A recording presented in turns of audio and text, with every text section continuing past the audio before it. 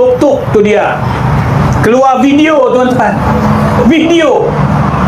Video Albert Tay yang mengaitkan Perdana Menteri, yang mengaitkan setiausaha politik Perdana Menteri, yang mengaitkan ketua pengarah SPRM dengan skandal di negeri Sabah.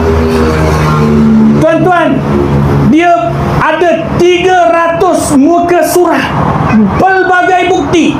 Nak kata apa?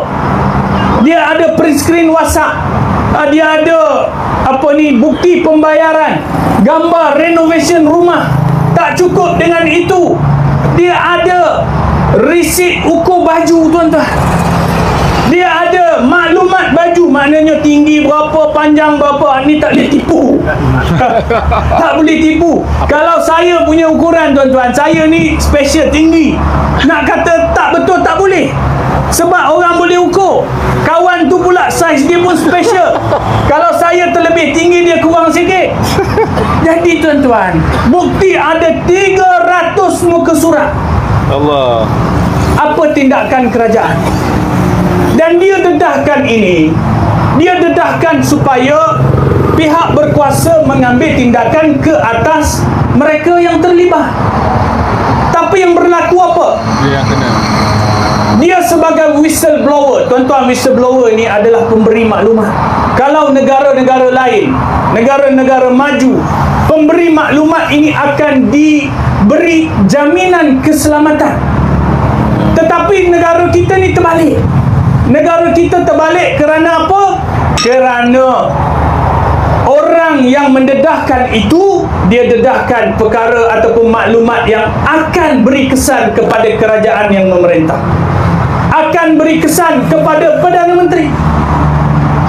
Sebab itulah esoknya rumah dia diserbu, pintu dia dipecah, sedangkan dia dah ada temu janji dengan SPRM. Hari Isnin nak jumpa SPRM, hari Sabtu Ahad pergi serbu rumah dia.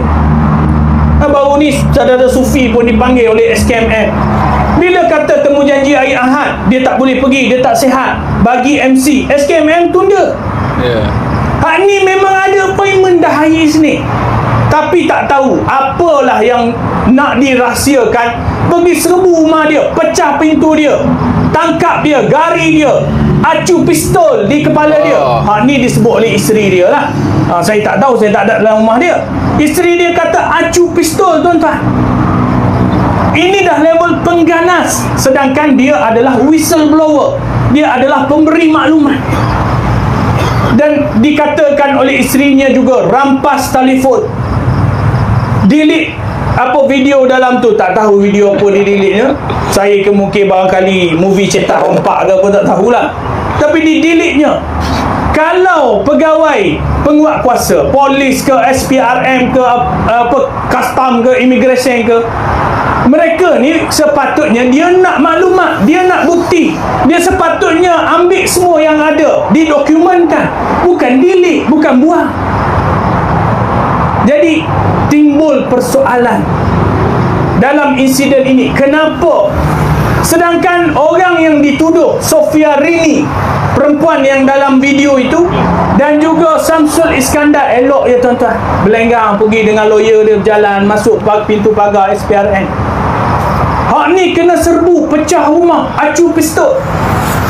Jadi di sini timbul persoalan, mana pergi tata kelola yang kamu sebut?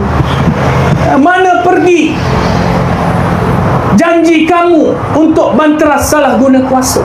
Sedangkan salah guna kuasa itu berlaku dalam pejabat Perdana Menteri.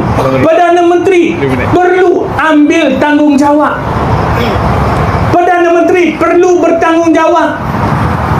Dalam video tu sebut nama ketua pengarah SPRM, dalam video tu sebut nama Perdana Menteri. Sepatutnya ketua pengarah SPRM perlu bercuti sebab kaitkan dia. Ini anggota SPRM pergi serbu rumah dia. Jadi inilah dia yang berlaku dalam negara kita. Yang terakhir 5 minit diberikan